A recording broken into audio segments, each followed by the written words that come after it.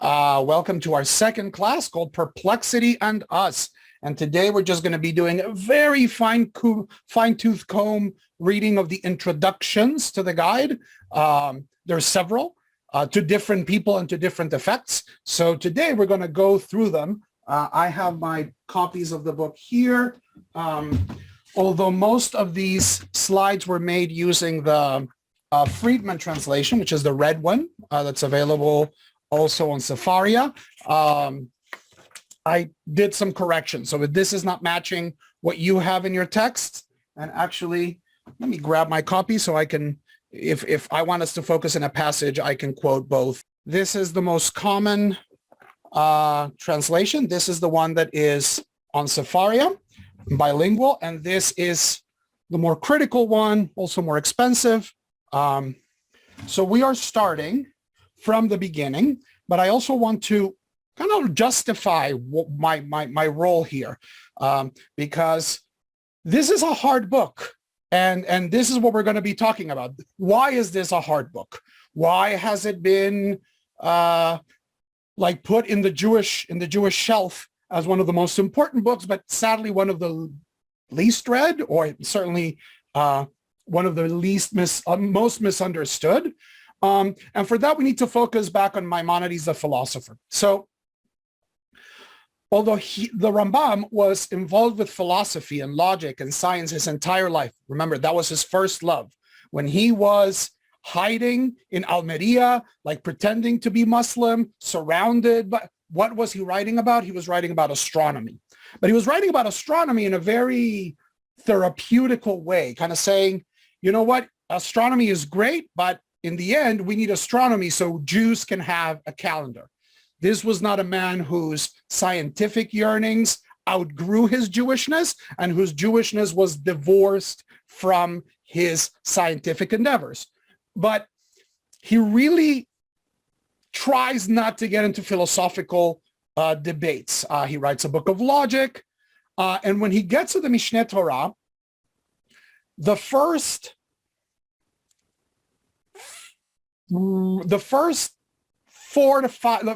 four chapters, you would say even the first 10 chapters of the Mishneh Torah, or the first book, which is called Sefer HaMadah, the book of science, Hilchot Yesodei HaTorah, the halachot of the basics of the Torah, the fundamentals of Torah, are pure philosophy.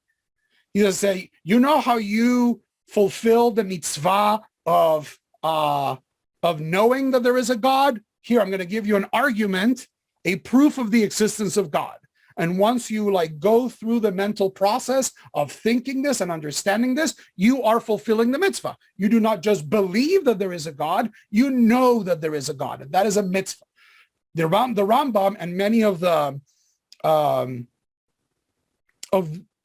philosophers and rabbis and mystics in Spain were concerned with what was called chovot halevavot, the duties of the heart. That is not the mitzvot that you do with your body. Those are very important. And the Rambam certainly wrote the book, the authoritative book on how you do mitzvot with your body. That's the Mishneh Torah. But they're also fascinated by there are certain ideas that are a mitzvah to have or to think about, like the existence of God. And he says, knowing that God is not a body, that is also a mitzvah.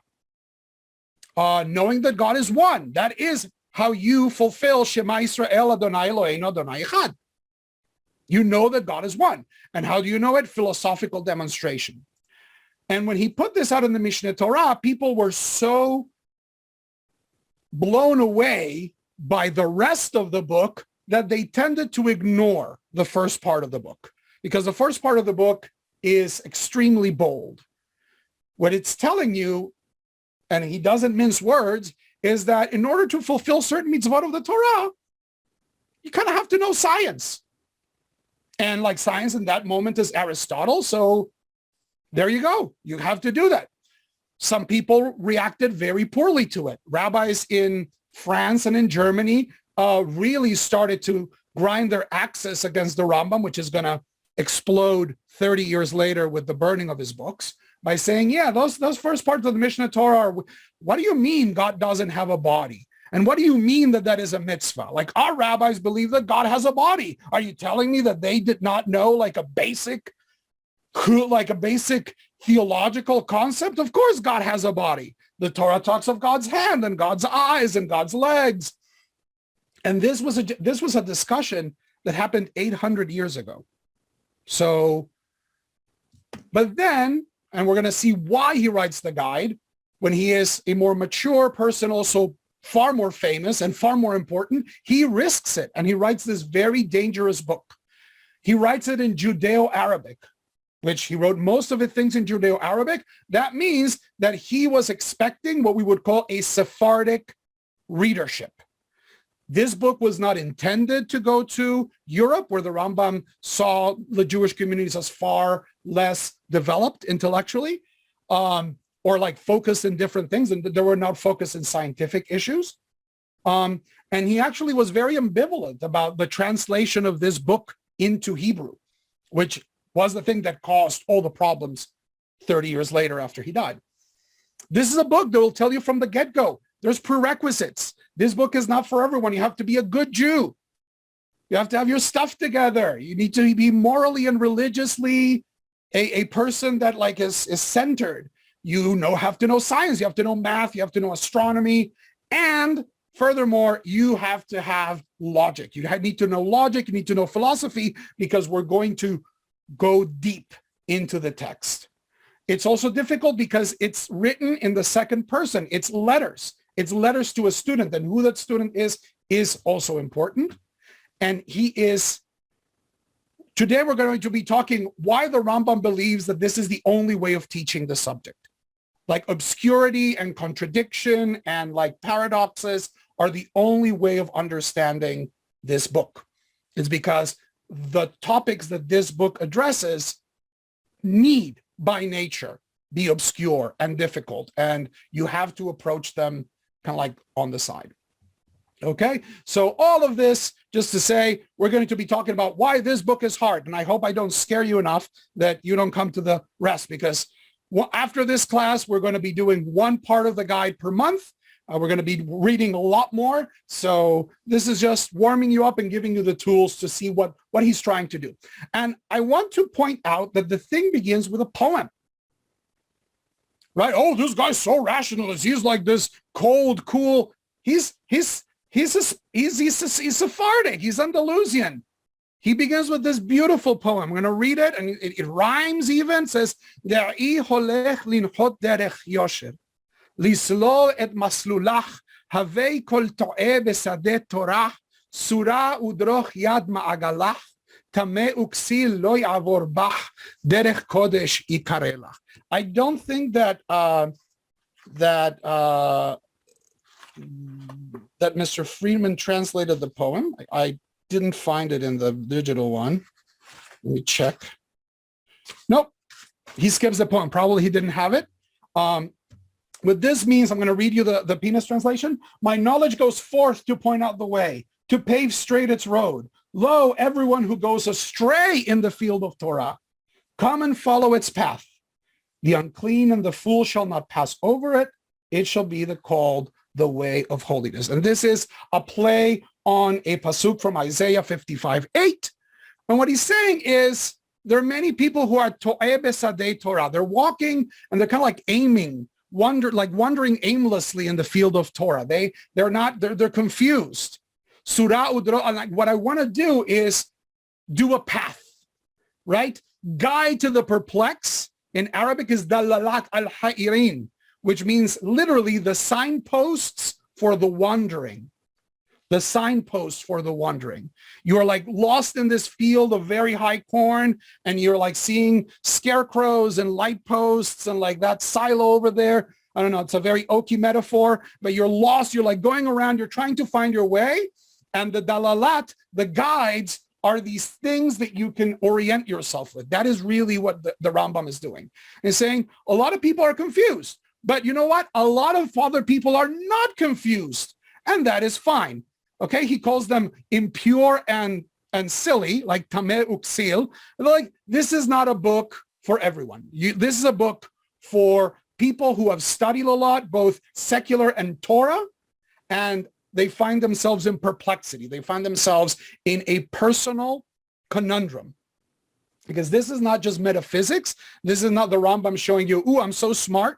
I'm smarter than you. He is legitimately concerned for the spiritual welfare of the people reading the book, because they're put in a very uncomfortable position that I think many Jews today find ourselves in, both scientifically, morally, when we confront the text of the Torah and kind of our modern ideas and our modern values, and they are in tension. So the Rambam says, you know what? I'm here to guide the people who are lost.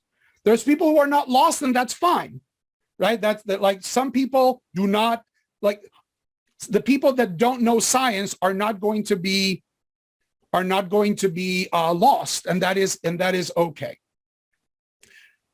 The second thing, and here is, I'm telling you because he actually tells you this at the end of the introduction. With the Rambam, you have to be very attentive to detail, because he says, I wrote this book very carefully. Nothing is happenstance. I measured each word carefully. And this is a guy who wrote the Mishnah Torah. This is not a messy writer, right? Like a beatnik guy with a, like, drinking while he's, no, this is a guy who is really organized. He wants to, so everything in this text needs to be seen through a particular lens. And there is this little thing at the beginning. It says, in the name of the Lord, God of the world. Beshem Adonai El Olam, which, by the way, is also at the beginning of his Mishnah Torah. This is like the Rambam's favorite verse of the Torah. It says, in the name of Yud He Vav He, the God of the eternal God. Olam can also mean forever, Olam Va'ed, but Olam also means the world. And this is because for the Rambam, we can only find God in the world. In our current state of incarnation, of cognitive ability, of being limited by matter, of having a brain and processing the world through our eyes and our senses, we are trying to find God, and we can only find God in patterns in nature, patterns in Torah, patterns in, like, the script of the world. But when we go and see this verse, and by the way, you can see it here in the, this is actually what the Rambam wrote. This is this manuscript, Beshem, and here it has 3 little dots. Like in your Sidurim, you have 2 yuds to have Hashem. Traditional Egyptian way of writing it was with 3 yuds. Beshem Adonai El Olam. In the name of God, the God of the world. When you go and see this in its context, it's the end of Parashat Vayera in Genesis, in which Abraham deals with Avimelech, and then he goes back to Beersheba and he plants a tree, and there he calls in the name of God, the God of the world. Vayagor Avram be'eretz Plishtim yamim rabim. And Abraham lived in the land of the Philistines for many years. And this is me kind of like reading this obsessively, but I think the Rambam really liked this thing because he's not just describing the God of Israel. He is describing the God of the world.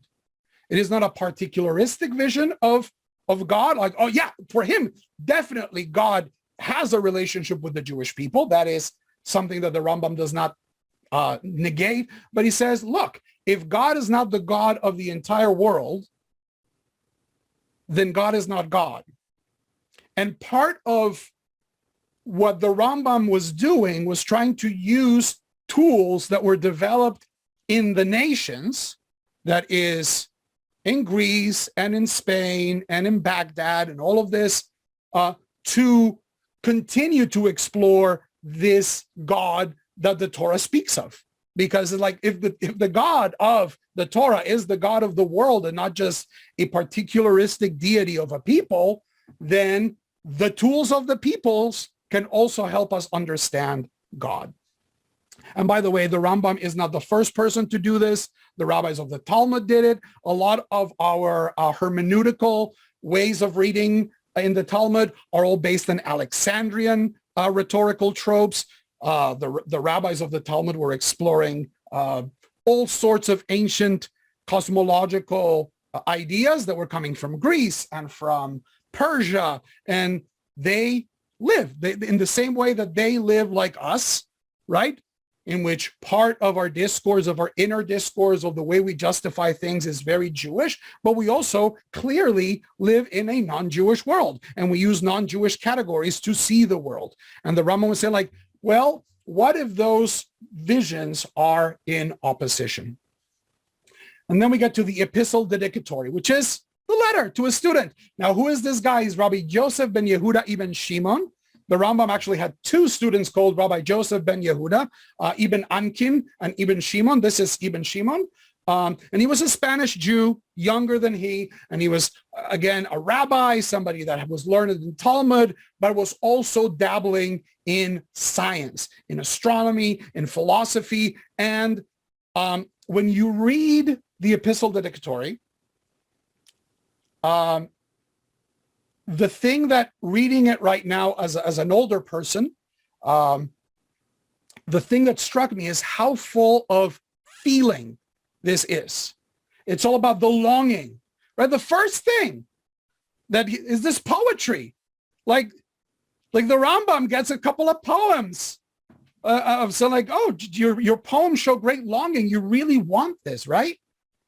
And then, oh, now I get to know you. You know, you're really good at mathematics. You really know in astronomy. You have what it takes to understand this.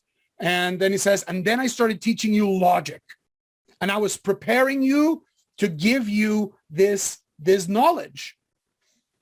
And here I'm quoting, because I think here is where we need to read with a fine-tooth comb. I found that my great expectations of you were confirmed, and I consider you fit to receive from me an exposition of the secrets contained in the prophetic books. And here is what we're going to tell, like, that place where Torah and science meets is a secret. And it is the secret of Torah. Now, what that secret is, we're going to have to discover. But like that place where non-Jewish knowledge and Jewish knowledge touch, even when it's in tension, that is where you will find the secrets of the prophetic books.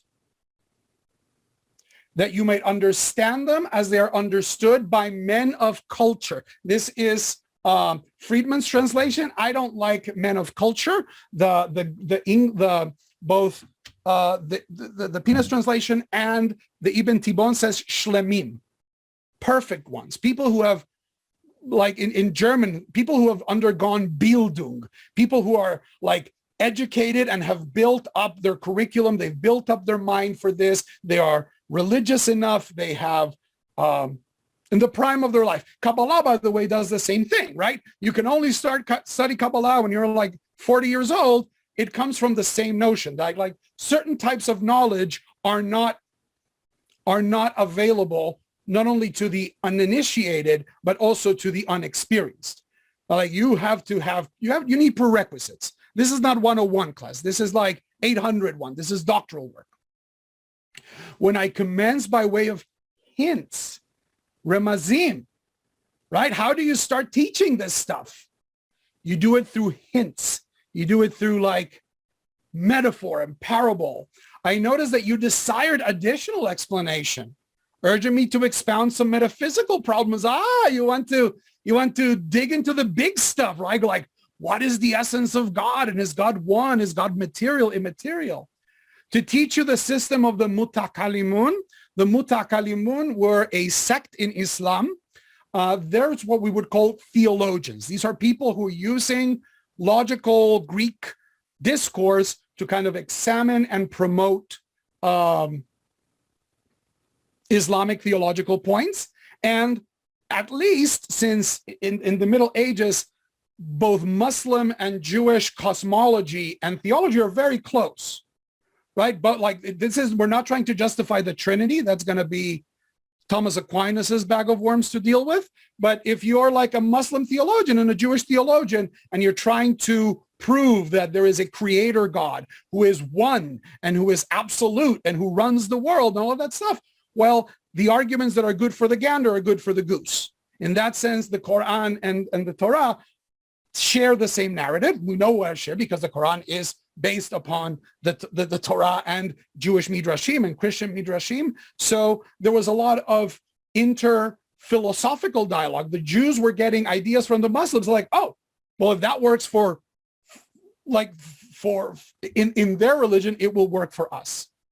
To tell you whether their arguments were based on demonstration. This is going to be a big issue for the class, not next month, but like for the second part. The second part is all about demonstration. I'm going to leave it there to whet your appetite. And if not, what their method was. So this kid wants to learn. He's ready and he's starting. He's really passionate. And the Rambam just starts throwing little hints. I perceive that you had acquired some knowledge in those matters from others and that you were perplexed and bewildered. Yet you sought to find out a solution to your difficulty. I urged you to desist from this pursuit and enjoined you to continue your studies systematically. Here's where the Rambam takes off his philosopher hat and puts on his educator hat and says, kid, it takes time. You're not ready. You need to work more. You need to work more. You want to eat meat before you can digest milk. Wait, patience. You're not a Jedi yet. For my object was the truth should present itself in connected order and that you should not hit upon by mere chance. And then he takes off his educator kippah and he puts on his rabbi kippah. And he says, when by the will of God we parted, this guy had to move. He moved to Syria and established like a strong Maimonidean court in what later became Aleppo. So much so that the Rambam's descendants would eventually make their way to Syria. They would have to leave Egypt in about 2 or 3 centuries, and they would settle in Syria where they were very honored and respected. When by the will of God we parted and you went your way, our discussions aroused in me a resolution which had long been dormant. Your absence has prompted me to compose this treaty for you and for those who are like you, however few they may be. That is, look, we were working on something good. You are no longer here. I'm going to try. I'm going to try to do something that is hard to do in person, but we're going to try to do it in writing. And for the people that say that Maimonides is this cold rationalist, this shows this level of care. Yes, he thought that this level of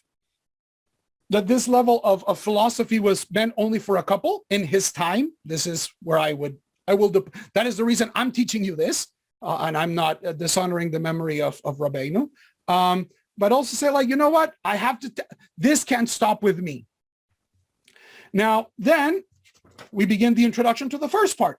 There's a couple of, if you read like the verses that he has there from Psalms and Proverbs, it's all about people who are lost, right? They're like at this crossroads. Cause me to know the way wherein I should walk, for unto thee I have lifted my soul.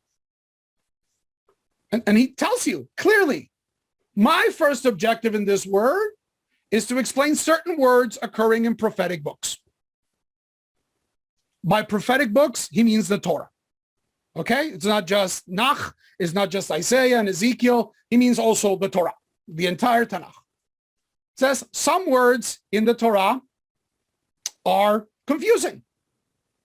And here he brings, if you've ever read Aristotle, this is how the Aristotelian logic works. Some words are homonyms. Now, homonym in English, it's a word that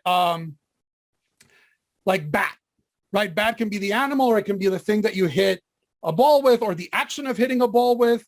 So in Greek logic, Aristotle would call that homonyms. That is, concepts that share a word but have nothing to do between them, right? The bat, the animal, the flying mouse, and the Louisville Slugger share no characteristics. And the fact that one is called bat and the other is called bat is accidental. And therefore, you might get confused, right? Oh, we're talking about this kind of bat and not this other kind of bat. Or names can be derivative. Mush'alim, that is borrowed, in which, for example,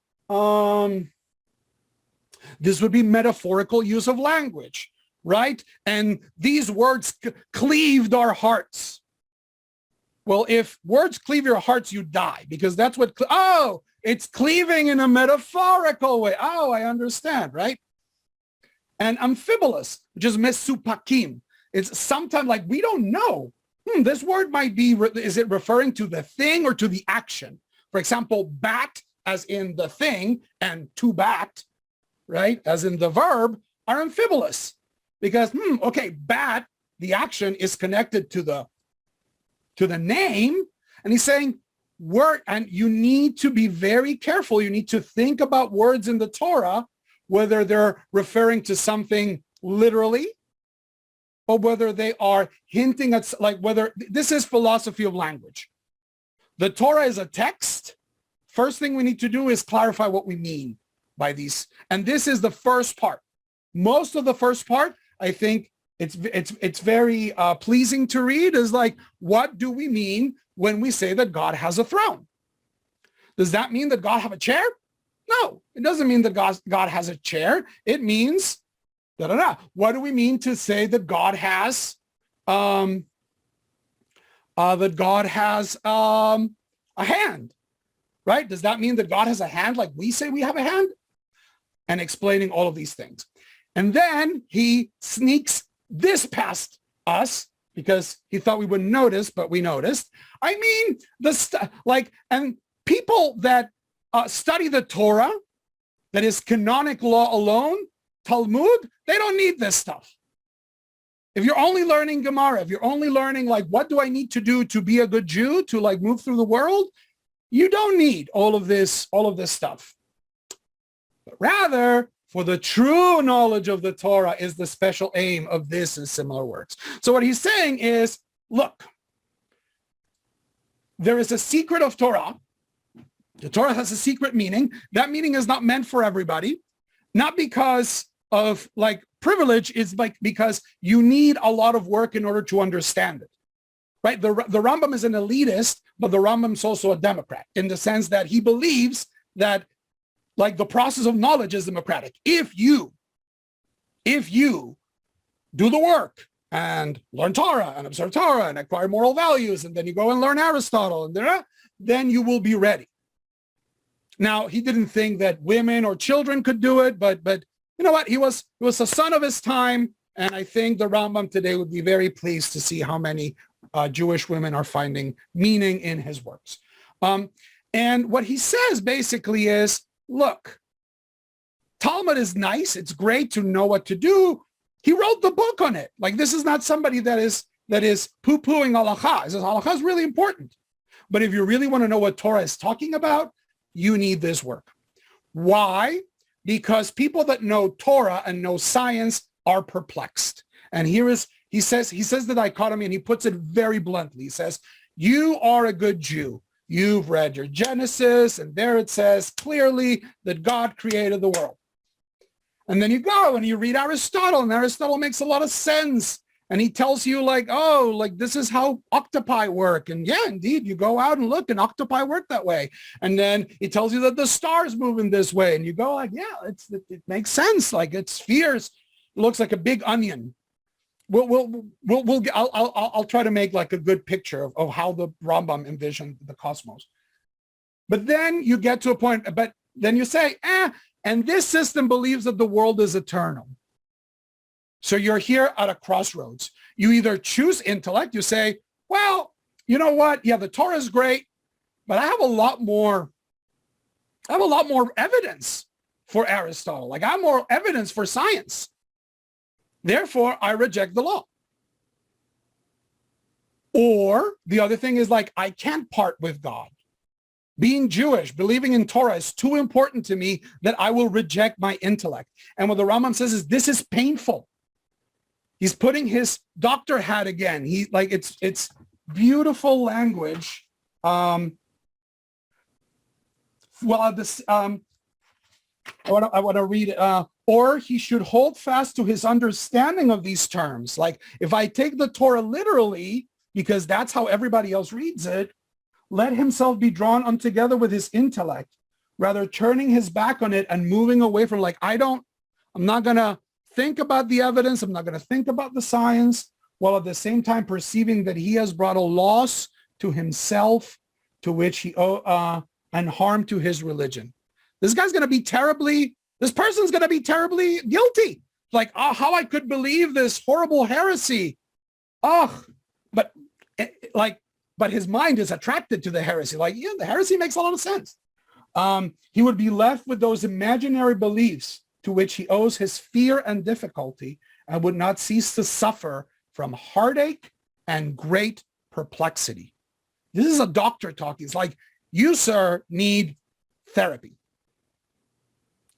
And he's going to try to find the solution and he says, and this is a therapy that only very few people need. The people that are happy with like the simple reading of the Torah, they're fine. They're going to be good citizens. They're going to live healthy, long, happy lives. They're going to contribute. They're going to have kids and live in justice. And that is fantastic.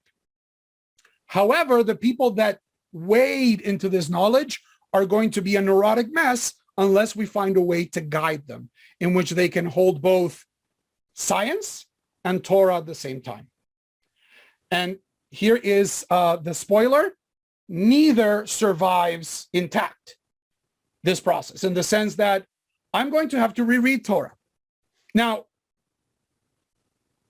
people that know Jewish history know that this is not such a great chiddush. It's not a great innovation, right? When Philo said, Torah must be saying the same thing as Plato. And he did a lot of conversation. And then the rabbi said, yeah, the Greeks were kind of right when it comes to astronomy. So this is not the Rambam doing it the first time, but he certainly is the most articulate of saying, this is the dichotomy. And if you think that this is a dichotomy that is medieval, Jews today are among the greatest people, like the highest, according to the Pew Report, the highest number of people who identify with a religious group while at the same time thinking, I am an atheist. Right? People who are leaving Christianity are saying, well, I'm no longer Christian, or I'm spiritual but not religious. Jews, because Judaism is an ethno-religious continuum, say I'm still Jewish, but I don't really believe in any of this. So none of this makes sense. And part of this is that both sides, kind of like what I would call the proselytizing atheists, you have Sam Harris and what's his face, the British guy. A lot of them are Jews, by the way. They're saying science, and science is the only thing we need. And on the other hand, we have people being taught in synagogues and Batei Midrash that the world is 5,000 years old and that we should ignore the fossil record, and that creates problems. And it creates a lot of atheists, and it actually creates a couple of really frum people, but are really frum people who are always conflicted, right? These are the folks that when I say something like this in one of my videos, start sending hate comments. But why would you say I know that you're struggling, and I know that this, but what the Rambam says is that there's a third way, and it's going to require a rereading of the Torah. It's not saying that the Torah is, that we can just jettison the Torah like the atheists are saying. Is the Torah needs to be reframed. And here is how he reframes it. So that's the first thing. Words are complicated. So we're going to figure out what the words mean. The second object that he wants to do is seeks to explain certain obscure parables, meshalim setumim, which occur in the prophets. Again, prophets is not just Nach, it's also the Torah, and are not distinctly characterized as being parables. It's I'm going to have to tell you that certain things in the Torah are a metaphor. Okay? And he goes straight for the jugular. And he goes straight for the jugular in a very Jewish way. And he quotes this Mishnah in Chagiga, which is one of the most interesting chapters in rabbinics, because it begins like this. One may not expound on forbidden sexual relationships before 3. That is, if you're teaching Torah that has to do with arayot, with sexual improprieties, you should do it one-on-one. You should do it one-on-one, right? As to not, this is a sensitive issue. People are not going to bring their questions if they're in a big class. Okay. and you should not inquire into the account of the creation. Genesis 1, 2, 3, 4, 5, all of that stuff. You shouldn't try to really understand what's going on by yourself, like not with two. That is, you can do it by yourself, but you shouldn't do it with two. Velo b'merkava beyachid, and you should not even consider the merkava, which is the first chapter of Ezekiel, by yourself, unless one is wise and understands most matters on his own.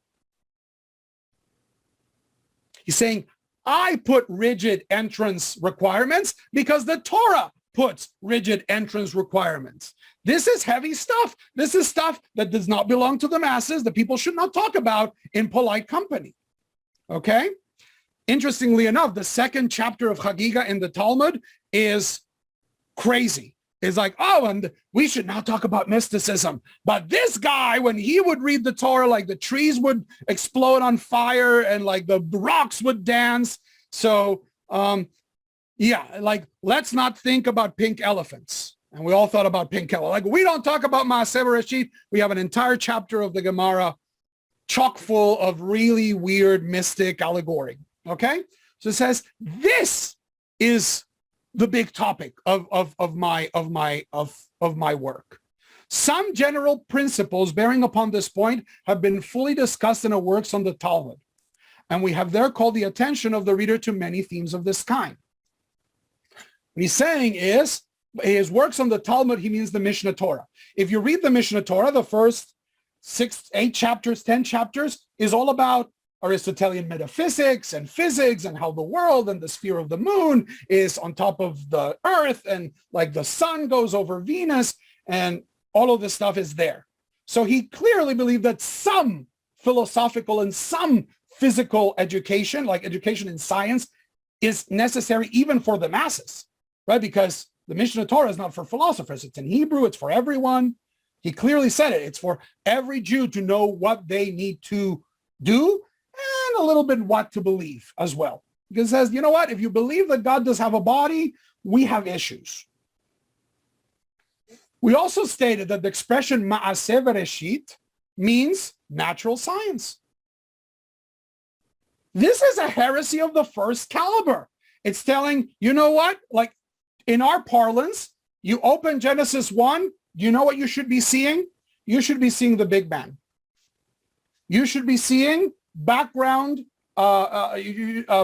radiation. You should be seeing like natural science. That's what Genesis is talking about.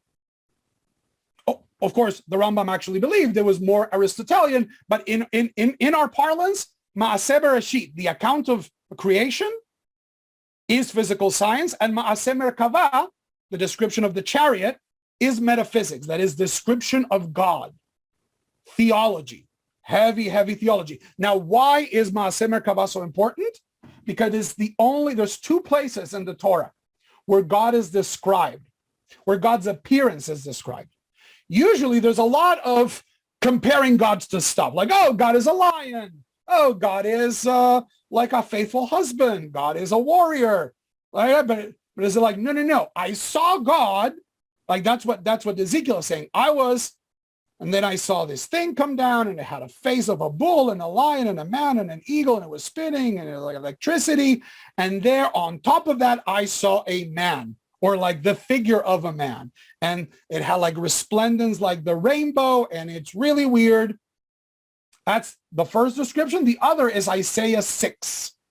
Isaiah 6, in which God's presence is felt, which, by the way, we acknowledge that these texts are important because we have them in the Kedusha. Kadosh, Kadosh, Kadosh, Adonai Tzevaot, Melech Ol Haaretz Kevodo. That's Isaiah 6.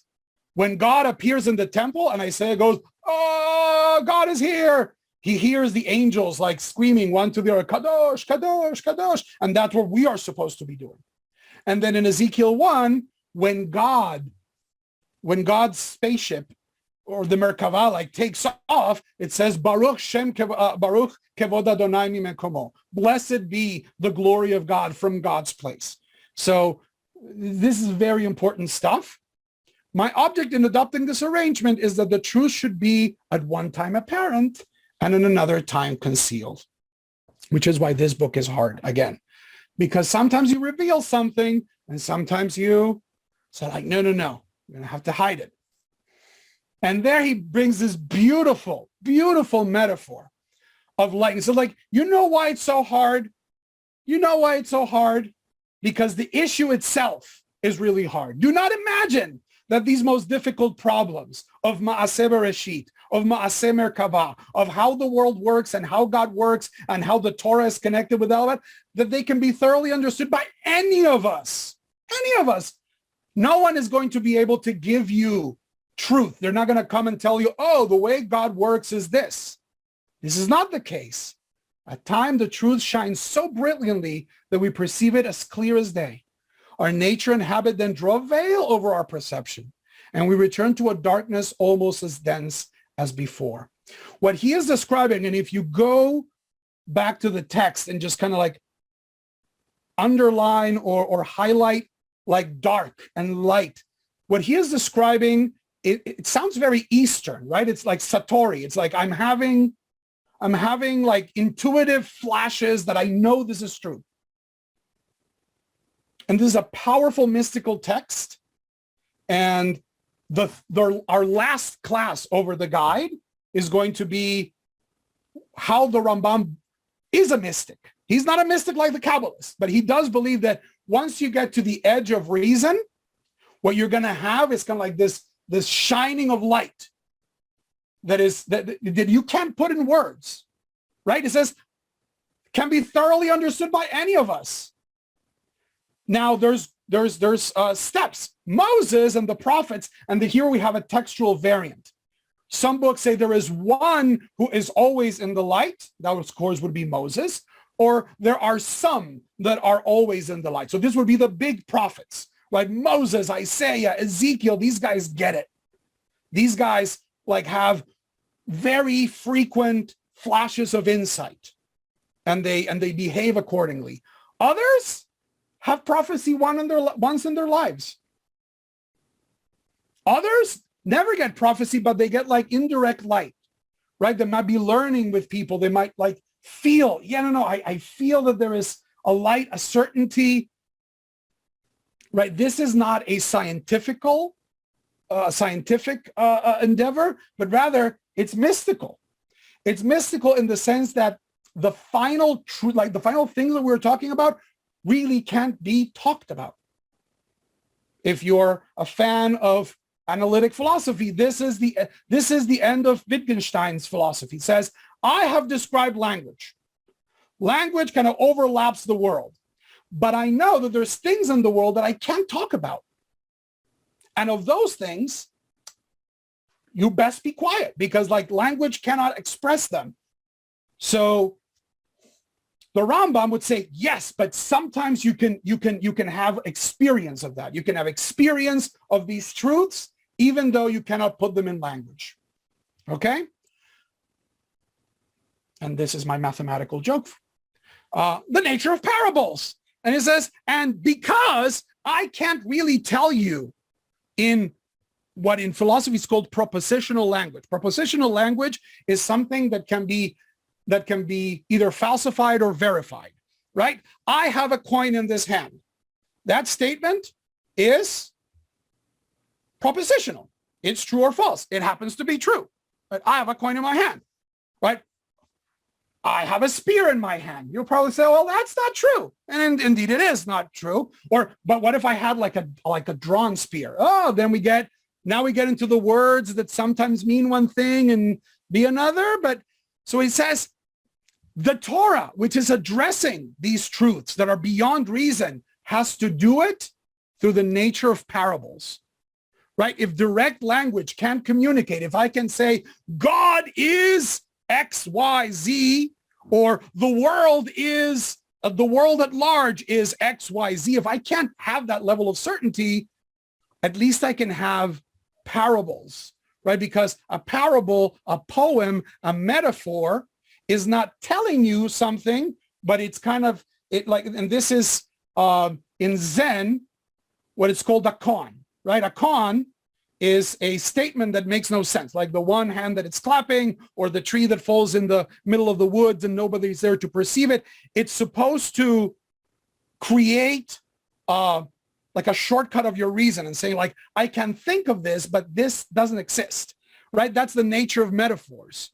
Poems convey emotional and sometimes even metaphysical meaning because we're talking about things that we can't address directly, right? All of our language for God is parabolical. Avinu Malkeinu. Okay, so you're a parent, but you're also a ruler. How does that work? Like, am I expected to be like a slave or a child? Like, and all of this, and I understand, like, I know emotionally what it is to stand in front of the ark on Yom Kippur and go, Avinu Malkeinu. I know how that feels. That is a truth that I get. But in no way, shape, or form is God my biological parent, which is usually the way we use this word, or in no way, shape, or form is God my sovereign in the sense that, right? Hi, Albie. So he goes into the nature of parables, and this is like the longest part. This is the thing that I could compress a little bit more. Parables have an internal and an external. Parables are language, right? And it's language that is trying to express something that language can't express.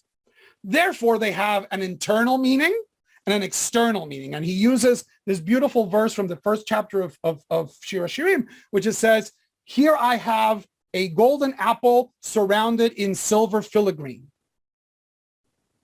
Right? Imagine this beautiful, exquisite Middle Eastern, and when you see the apple, well, you're going to see it silver, but if you bring your eye, you're going to see the gold underneath. Right? So parables have an internal and an external meaning. And both the internal and the external have meaning, which is the beauty of parables. Says, and he says, and by the way, most people only get the external meaning, and that is fine. If what I am getting from Torah is be nice to your neighbor, be honest, be truthful, be solidarious, be reverent, be like daven and love your family and like help the needy, that's wonderful. Both the internal and the external have meaning, but some people will also see the internal. Also, I want to put it here because here is where he and Kabbalah go really far afield. He says, by the way, this is talking about the narratives of the Torah. There are no halachic mysteries. He says, so far the words of our sages, I do not believe that any intelligent man thinks that the words of the law, Divrei Torah, mentioned here as requiring to be applications of figures in order to be understood, can refer to the rules for building tabernacles, for preparing the lulav, or for the 4 kinds of trustees. So like Divrei Torah, like the parables of the sages, no. We're not talking about like benching lulav or tefillin or like civil law. That stuff is clear. So clear, you can buy my other book, which will let you know without the need of any other book how to observe these things. It says, no. The things that have like this dual nature are the parables of the Torah. It's creation. It's what is the nature of God? What is the relationship of God to the universe? Theology and physics. And also at the end, so and here is where Kabbalah and the Rambam part ways very clearly, because the Rambam says mitzvot are not done in order to affect higher spheres. You bench lulav, and he's going to spend a good portion of this book trying to explain why we do mitzvot. It says there's no secrets, right? Like shaking the lulav 4 times instead of 3 times is not going to reveal secrets of the universe. One thing is your behavior, and that behavior is common to all Jews. The philosopher and the bread maker and the lowest and the highest in Jewish society are all equally obligated to mitzvot, but only the people with preparation can delve into these mysteries, into the secrets of the Torah. For the Kabbalists, it was completely different. Like, oh, if I put my tefillin in this way, I'm affecting God, and like it's a metaphor itself of God. Probably this is the reason why Kabbalah was more successful than the Rambam, because it actually managed to like put theology into the everyday. and in many ways made it more democratic. But if you thought that the Rambam would be okay with that, he would say, no, no, no. And here's the thing, by the way, not every element of a parable has meaning. Right? He says some parables, yeah, like the Jacob's ladder. And he's telling you here without any kind of compunction, Jacob's ladder is a metaphor. It's a parable. And every element is meaningful. What is up, what is down, what is the ladder, where are the angels coming down, the angels coming down. Said, but most parables, like they have like a general understanding. And not every element is understood. Like, oh, but Rabbi, who is this third character that appears in the Megillah?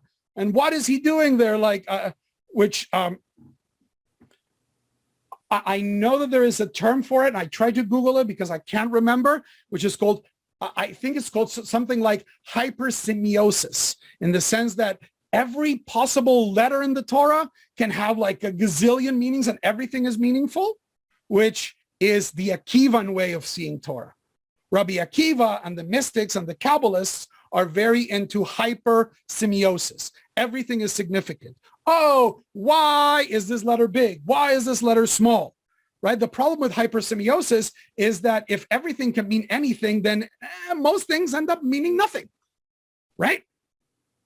You want me to say that again? If everything means if everything means anything, then very few things have like inequivocal value. And what he says, you have to be careful.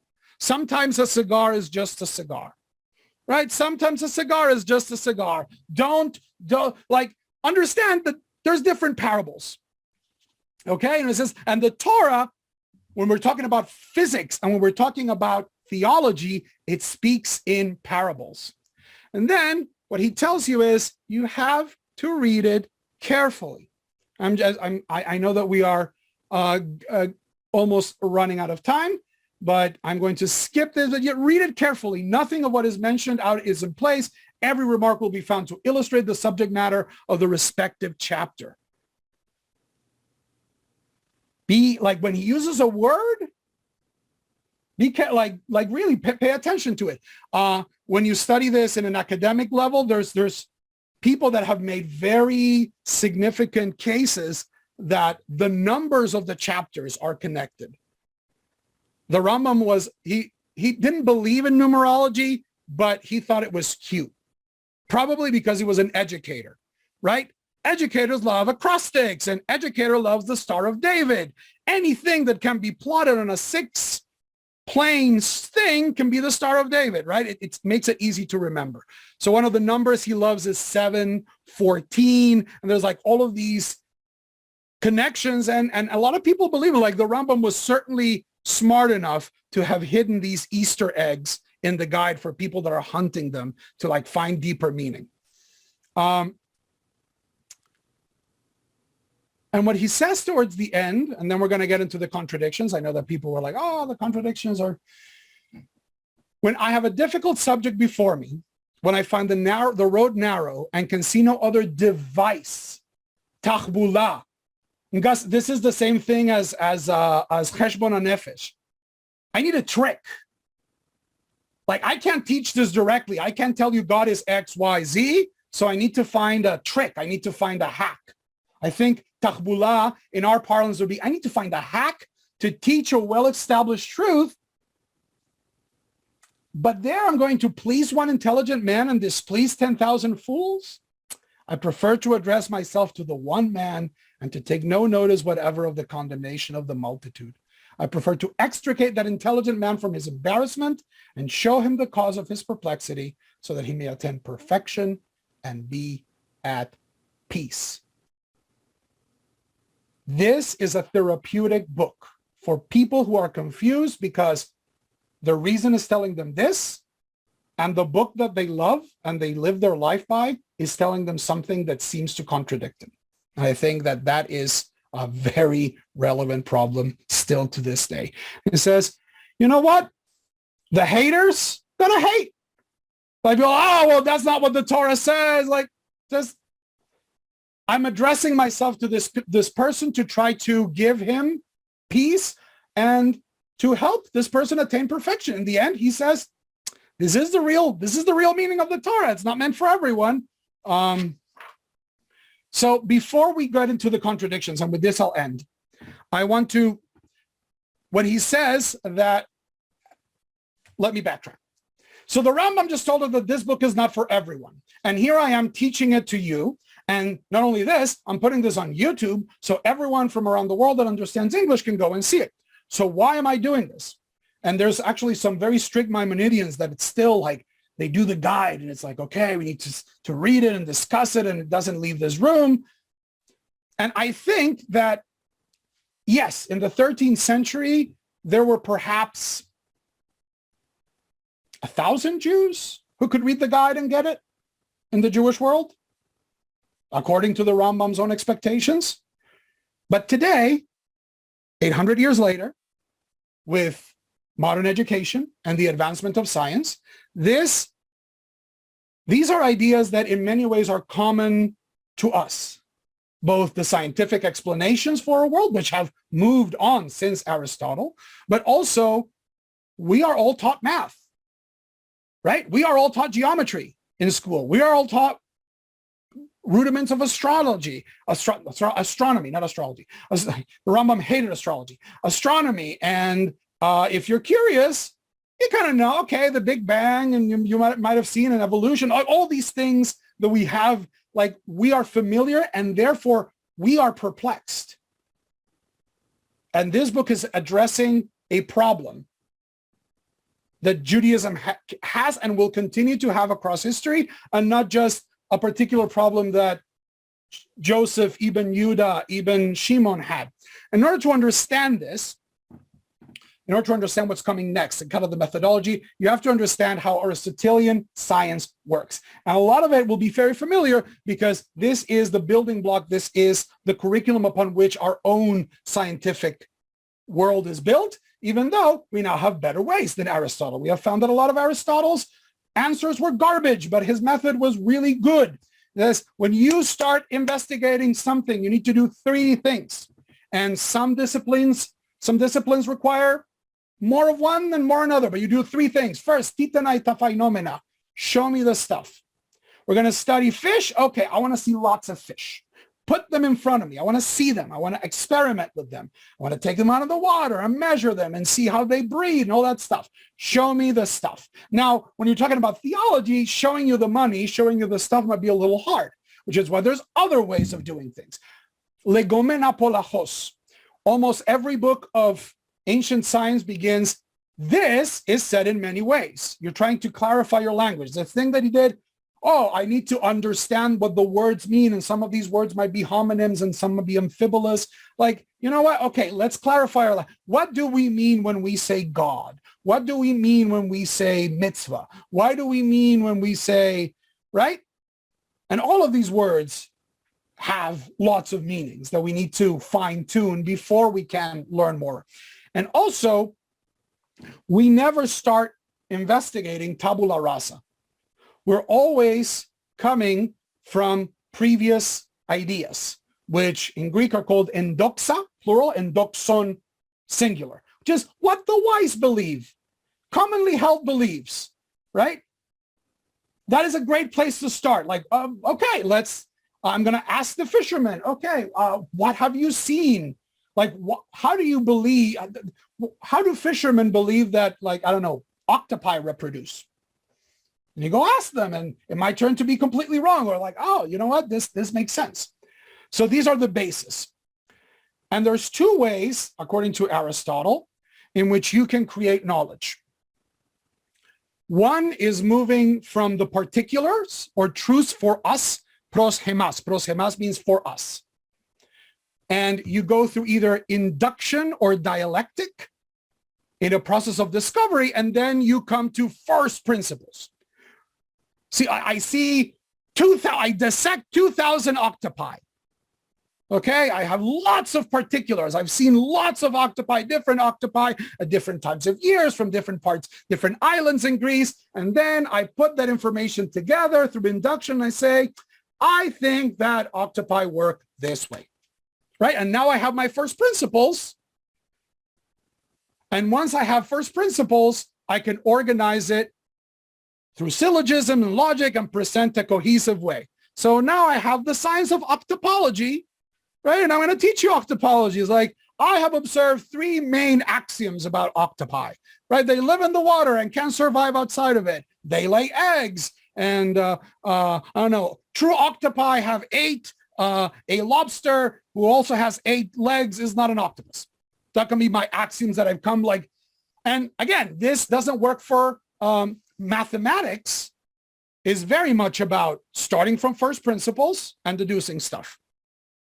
Euclid's Elements, which is the organization of Greek geometry, was only a couple of decades after Aristotle, saying you get the basics, the basic axioms, the basic theorems, and from that you deduce, and that is science, that is solid.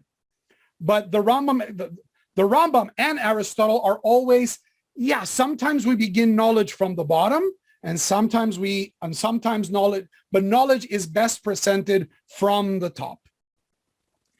Now, that's great when we're talking about octopi, where we can have like lots of particulars. But what happens when we're talking about ethics, or we're talking about metaphysics, or we're talking about like, is the world created or is the world non-created? Like none of us were around. Like no one can claim, I saw the world being created, or like no one has been around for eternity to tell us, oh yeah, by the way, the world has always existed. So the way this works is dialectics. And you might be familiar if you've ever read Plato or Socrates. This is Aristotle being a good Talmud of his Rebbe, right? How did Plato work? Says, okay, what is justice? And he would ask people and say like, what do you think justice is? Like you're a judge. You, who's a person experienced in being a judge, should know what justice is. And the judge would say, oh, justice is doing whatever is best for the gods. And then you take all of the conclusions of that stuff and you end up like, no, that's not justice. Like, that's horrible. Let's try another idea. You, young man, what do you think justice is? Oh, well, justice is when I get whatever I want. And like 3 steps later, nope, that's not it. Now, this is a great system for getting rid of bad ideas. But what is it really bad for as well? Getting to certainty, right? Because I can always tell you through dialectics that something is wrong, but I can never get to that level of certainty that we want in certain sciences. And this should start like, this is what the Rambam is talking about. There are questions that I'm never really going to know for sure, but they might be hinting to another. And this is how he says, not only him, but Aristotle as well, this is how we proceed in metaphysics. I can't see substance. I can't see the thing in itself. All of these are abstractions. So the only thing is I have ideas. I kind of try to test them against experience or against like logic. And if I get to a contradiction, okay, so my generally held belief goes out the window. And here is where we get to the 5th contradictions. And just before he starts getting into the good part, he's going to say, this book, you're going to see 2 things that sometimes contradict each other. And he says, the 5th cause is traceable to the use of certain method adopted in teaching and expounding profound problems, like the ones we're talking about. God, the universe, and everything. Not octopi, right? Not Pythagoras theorem. That's easy, right? And octopi, you get enough octopi and you learn a lot about octopi. But when you're talking about the Ribono Shel Olam and like the relationship between the Ribono Shel Olam and the world, that's profound. That's hard. That's a hard question. Namely, a difficult and obscure must sometimes be mentioned and assumed as known. That is, sometimes you need false premises, which are like not false, but insufficient. We would call this a thought experiment. Like, suppose for a second that, right? For the illustration, some elementary and intelligible subject must be taught beforehand. Oh, this is a very long text. I didn't put any pictures. Which must be taught beforehand, the commencement being always made with the easier thing. Remember we begin pros hemas. We begin with what is easier to us. That is how we learn. Not just like animals learn like that, right? Ooh, I ate this green berry and I got sick. Blah. I ate it a second time. Still got sick. Okay, I think this berry might be poisonous. Or, ooh, I ate this berry and I felt all hyper and I've discovered coffee, right? Like, that is proshima. Sometimes you need to give people introductory truths. The teacher must therefore facilitate in any manner which he can devise the explanation of those theorems which have to be assumed as known, and he must content himself with giving a general, though somewhat inaccurate notion of the subject. I'm going to give you kind of like a rough draft first, and then once you understand certain things, now I'm going to hit you with calculus. It is for the present explained according to the capacity of the students, that they may be comprehended as far as they are required to understand the subject. Later on, the same subject is thoroughly treated and fully developed in its right place. And I'm going to show you this. This is this. What he said is this thing.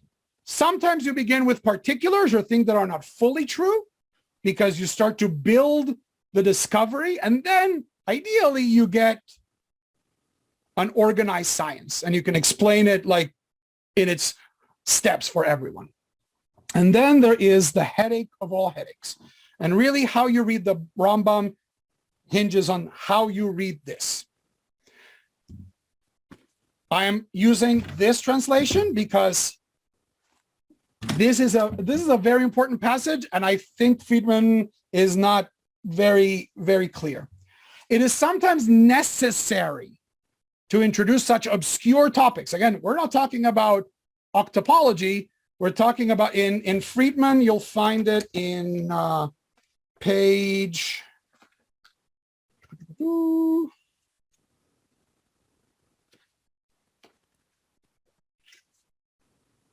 page, I think 9. Yeah. And in the yellow, it is on the bottom of page 18. Sometimes in the case of certain statements, this necessity requires that the discussion proceed on the basis of a certain premise, whereas in another place, necessity requires the discussion to proceed on the basis of another premise contradicting the first one. In such cases, the vulgar must no way be aware of the contradiction. The author accordingly uses some device to conceal it by all means. If you read the introduction of Leo Strauss to this edition, if you have it, you know where Leo Strauss falls. Leo Strauss was he was a political thinker more than a medievalist, and he was really concerned on how people communicate truths that are uncomfortable to the status quo. He wrote a book called Persecution and the Art of Writing, and that's where he first sets up his reading of Maimonides. He was a German Jew who knew about like writing Jewish stuff in Germany before Hitler was complicated. Sometimes you have to use doublespeak. Sometimes you have to conceal and reveal, right? And we have examples of this. Jane Austen, right? Jane Austen, throughout her life, was published by a lady. Why? Because a woman could not criticize. Like the early 19th century English patriarchy, like these girls, like everything is riding on like, is Mr. Darcy gonna like me, my dress? Like that you make fun of, this is a life or death situation for these girls. Like if they don't get their Mr. Darcy, they're gonna starve, right? So throughout history, people have been able to write and say what they want, but in a way that is coded, okay? And this in philosophy departments is kind of the standard view, which means Leo Strauss read this in a very uncharitable way. That is, the Rambam lies. The Rambam lies. He says, well, I don't really believe that the world is created, and I really believe that the world is like Aristotle says, but I'm going to like conceal. And you're like, well, if you believe that the world is created, is great, and God loves you, and right? God loves you, this I know, and it's fine. I find that very unsatisfactory, and particularly not because I am a Rambam scholar, but because I'm an Aristotle scholar. And Leo Strauss did not read Aristotle, and he didn't know what the Rambam expected him to know. What I think the Rambam is describing is this. Sometimes when we talk about metaphysics, we need to suppose one thing. It's a thing that we're not really sure about, because all of these very big principles, like is the world created or is the world eternal? They both kind of sound equally appealing. There's a lot of quote unquote evidence for both of them, but they are contradictory, right? The world can be both created and eternal. But sometimes I try to see like what the consequences of that thought would be. And sometimes I take the opposite and kind of like develop the idea. And what he's saying is not that I need to lie to hide my real view. Here is where I think the Rambam is a true hero, because he says, you know what? Sometimes the truth is that I don't know. That both the world, like the world being created, wow, it makes sense. And the Torah says so. And like, if the world is created, then I know that there is a God, because like the world can't create itself. But you know what? Aristotle also seems very appealing. Like, how do we explain that there are eternal laws, that like the stars seem to move in perfect order, like a little clock? And I don't know which one is right. I'm trying to find out, but I don't know which one is right. And and here is like the beauty of the Jewish soul of the Rambam. It says, I cannot abandon my God, and I cannot abandon reason.